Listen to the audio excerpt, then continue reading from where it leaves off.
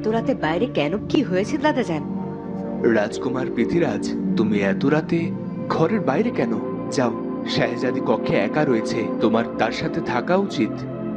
শাহজাদি সারা দিন অনেক ধকল গেছে, ও ঘুমোচ্ছে। কিন্তু রাজ্যের এমন বিপদের মধ্যেও আমাকে কাল চলে যেতে হবে। পুরনো হিসেব চোকাতে এলাম, কিন্তু যতটা কঠিন শাস্তি দেব বলে ভেবেছিলাম ততটা শাস্তি দেওয়া এই প্রাসাদে সম্ভব নয়। কাল সকালে সবাই যখন মহারাজের লাশ দেখবে, রাজকুমার আর বাণিজ্যে যেতে পারবে না।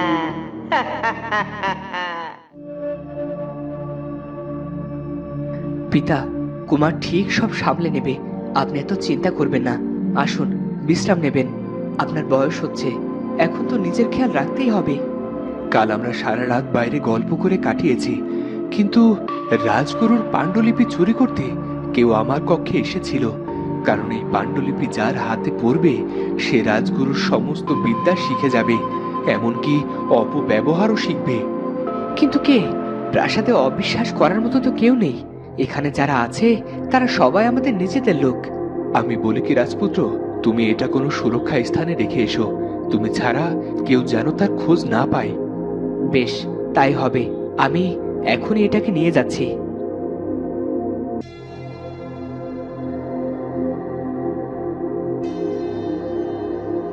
ওদিকে শঙ্খমালাকে কোথাও না পেয়ে পরিণীতা বেশ অবাক হলো। মা, কি হয়েছে? আপনি কি কিছু ভাবছেন? আজকে শঙ্খমালার শরীর ঠিক নেই, প্রাসাদের কোনো কাজই দেখছি হয়নি। আপনি ভাববেন না, আমি এখনই অন্য দাসীদের কাজ বুঝিয়ে দিচ্ছি। শঙ্খমালা মা হয়তো নিজের কক্ষেই আছেন। শাহজাদি, কি হয়েছে? তুমি এমন ভয় পেয়ে আছো কেন? কুমার তো 6 মাস পরেই ফিরে আসবে। আমরা সবাই তোমার পাশে আছি মা। মা, মা, আমি আপনাকে কিছু বলতে চাই। বল, বলে দে তোর আদরের শাশুড়ি মাকে, তারপর দেখ আমি পরিণীতা মায়ের কি হাল করি। কি হলো? ওদিকে তো কেউ নেই, কি দেখছো ওদিকে? কি বলবে বলো আমাকে। না মানে আমি যদি এখন রান্নাটা নিজের মতো করে নিয়ে সবাইকে আপ্যায়ন করি। এ তো বেশ ভালো কথা। তুমি এদিকটা দেখো, আমি বরং শঙ্খমালাকে দেখে আসি।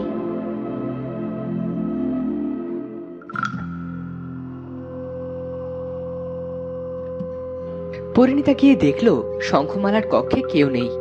এখানে তো কেউ নেই, শঙ্খমালা কাউকে কিছু না বলে আবার কোথায় গেল? পরিণীতা মা, আমি তো তোমার জন্য অপেক্ষা করছি, তুমি দ্রুত এদিকে এসো, কথা আছে। কি হয়েছে নয়নতারা? তোমার মনে অনেক প্রশ্ন দেখতে পাচ্ছি। শঙ্খমালা দাসীকে কেউ মেরে ফেলেছে, আর তার লাশ পাওয়া গেছে মহারাজের কক্ষে। কেউ কেন তাকে হত্যা করবে? কি বলছো এসব? শঙ্খমালার লাশ এখন কোথায়? ভোরবেলা আমি আর ঈশান মহারাজের কক্ষে গিয়েছিলাম। মহারাজ তার একটা চাদর বাগানে ফেলে গিয়েছিলেন, সেটা ফেরত দিতে গিয়ে দেখি মহারাজ কক্ষে নেই, রাজকুমারের কক্ষে কথা বলছেন, অথচ তার বিছানায় দাসীর লাশ। কি বলছো এসব? আমি কাঠুরিয়া পিতাকে দিয়ে লাশটা বনে কবর দিতে বলেছি। মহারাজের কক্ষে দাসীর লাশ, এমন খবর উঠে গেলে যে মহারাজ আর রাজবাড়ির অসম্মান হবে। তাছাড়া কেউ কেন একটা দাসীকে মারবে? দাসী কি তবে কিছু জেনে গিয়েছিল? না, শঙ্খমালা কেন মহারাজের শয়ন কক্ষে গিয়েছিল সেটা তো বুঝতে পারছি না, কিন্তু মহারাজকে তমসা মারতে চেয়েছিল। হয়তো হয়তো মহারাজ মনে করে তমসা এই কাজ করেছে। তুমি খুব ভালো কাজ করেছো নয়নতারা, কিন্তু কেউ তো তমসার কথা বিশ্বাসই করতে চায় না। সময় এলে সব প্রমাণ হয়ে যাবে। কাল পূর্ণিমা, কাল আমি আমার শুভ শক্তি ফেরত পাবো, আর আগামী অমাবস্যায় তমসার গল্প শেষ করব। শঙ্খমালা, শঙ্খমালা এভাবে চলে যাবে ভাবতে পারছি না জানো। আমি যখন বউ হয়ে প্রাসাদে এলাম, ওই আমাকে সব সময় আগলে রাখতো। আমার কুমারকে তো ও নিজের সন্তান স্নেহে বড় করেছে। আমি আর হারানোর ব্যথা সইতে পারছি না। কেঁদো না পরিণীতা মা, তোমার প্রতি ফোঁটা চোখের পানির দাম আমি ওর থেকে কড়াই গন্দায় উসুল করব। ওদিকে ইরাবতী গিয়ে তমসার ঘুম ভাঙালো। আহ, আমি ঘুমোলেই কি তোর যত কথা মনে পড়ে? কি হয়েছে বল আমাকে। বড্ড ঘুম পাচ্ছে। তুমি তো তোমার পিশাচিনী মায়ের এত এত গর্ব করো। জানো আমি কি দেখেছি? ঈশান ফিরে এসেছে। ও কেমন করে ফিরলো? তোমার শক্তি তো কোনো কাজেই এলো না। এরপর তো রাজকুমার চলে গেল বাণিজ্যে। বাণিজ্যে? কি করে সম্ভব? আমি তো কাল রাতেই মহারাজকে মেরে দিয়েছি। শোকের বাড়ি থেকে বেরিয়ে গেল রাজ্যের মুকুট অর্জনের লোভে। তোদের মানুষেরা দেখছি পিশাচিনীদের থেকেও লোভী। তুমি বড্ড বেশি কথা বলো। আগে শোনো না, মহারাজের তো কিছুই হয়নি। সে তো পৃথ্বীরাজকে মহা আনন্দে সব বুঝিয়ে দিল। বাড়িতে তো উৎসব চলছে। নতুন মেয়েটা যে আমাকে আমন্ত্রণ জানিয়েছিল, ঈশানের সাথেই ওর বিয়ে। না, এ কিছুতেই হতে পারে না। আমি কাল রাতে মহারাজকে মৃত্যুবাণ ছুঁড়েছি।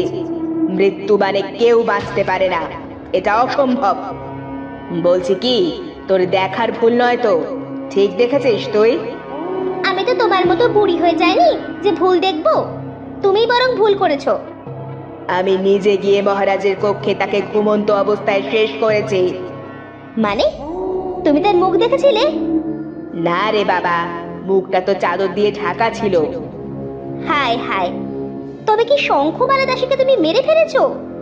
কিন্তু প্রাসাদে তো কোনো শোক দেখতে পেলাম না। আর লাশটাই বা কোথায় গেল?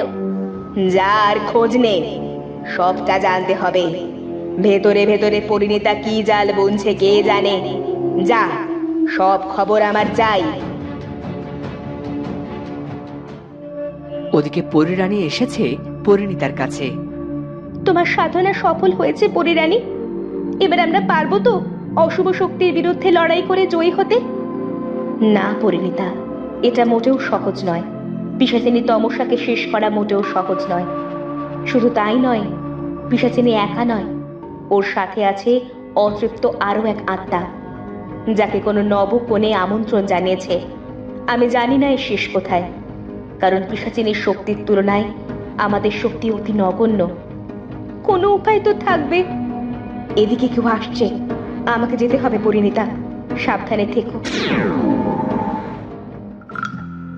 পরিণীতা মা, তুমি বাগানে কি করছো? আমি কখন থেকে তোমাকে খুঁজছি। কেন হীরাবতী, কি হয়েছে? শঙ্খমালা মা কোথায় গেছে? কোথাও দেখতে পাচ্ছি না। কুমারের বিদায় বেলাতেও এলো না। দেখো কত বেলা হয়ে গেছে, এখনো জল খাবার পেলাম না। শাহজাদি আজ সবার জন্য খাবার তৈরি করছে। এতক্ষণে হয়তো সব হয়েও গেছে। শঙ্খমেলা তো নিজের বাড়িতে গেছে। আসলে অনেকদিন নাকি যায়নি, তাই তুমি ভেতরে যাও। সত্যি কথাটা কি পরিণীতা মা জানে না, নাকি আমার কাছে আড়াল করে গেল? আমি বরং শাহজাদির শরীরে প্রবেশ করে দেখি, যদি শাহজাদিকে কিছু বলে। ইরাবতী গেল শাহজাদের কাছে। তুমি আবার কেন এসেছো? কি চাই তোমার? শরীর। তোমার শরীরে আমি আশ্রয় নেব, আর তুমি জানতেও পারবে না তোমার সাথে কি কি ঘটছে। কেন এমন করছো আমার সাথে? আমি তোমার কি ক্ষতি করেছি? তোমার প্রথম অপরাধ, তুমি আমার কাছ থেকে রাজকুমারকে ছিনিয়ে নিয়েছো। এই সব আমার হওয়ার কথা ছিল, কিন্তু আজ রাজ্য দায়িত্ব সব তোমার। তোমার জন্য আমাকে মরতে হয়েছে। এবার দেখো কি হাল করি। ইরাবতী কালো ধোয়া হয়ে শাহজাদের শরীরে প্রবেশ করলো, আর তারপর বাগানে গেল পরিণীতার কাছে। শাহজাদি, এই সময় তুমি বাগানে? প্রাসাদের দম বন্ধ হয়ে আসছে। কুমারকে ছেড়ে থাকবো কেমন করে মা? শঙ্খমালা মা এখন কোথায়? উনি ঠিক আছেন তো? আপনি এত কি ভাবছেন? শাহজাদি, কেমন পোড়া পোড়া গন্ধ আসছে। ইস, তরকারি নিশ্চয়ই পুড়ে গেছে। আচ্ছা, কোনো ব্যাপার না, আমি নতুন করে রান্না চাপাচ্ছি। তুমি এক্ষুনি এসো। পরিণীতা চলে যেতেই ইরাবতী আবার ধোয়া হয়ে শাহজাদের শরীর থেকে বেরিয়ে গেল। আর ইরাবতী বের হতেই শাহজাদের অনেক খারাপ লাগতে শুরু করলো। কাজের কাজ কিছুই হলো না, আর হবেই বা কেমন করে? যেখানে তুমি আছো সেখানে অকাজিত হবে। এখানে কেমন করে এলাম? এটা নিশ্চয়ই তোমার কাজ। কেন এমন করছো আমার সাথে?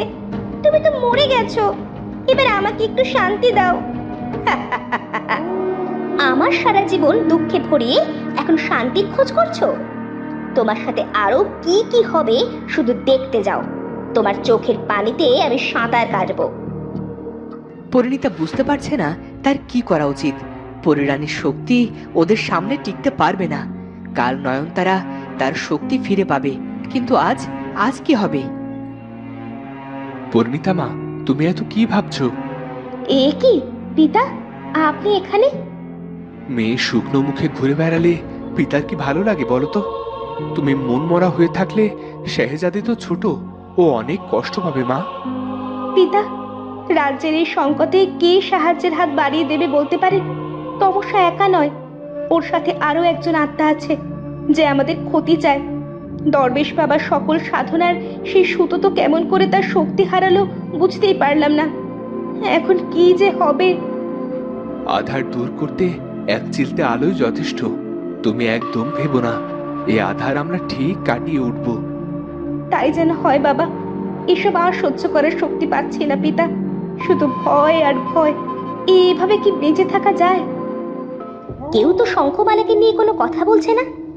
তাছাড়া ওরা পরবর্তী কি চাল দেবে কিছুই তো বুঝতে পারছি না।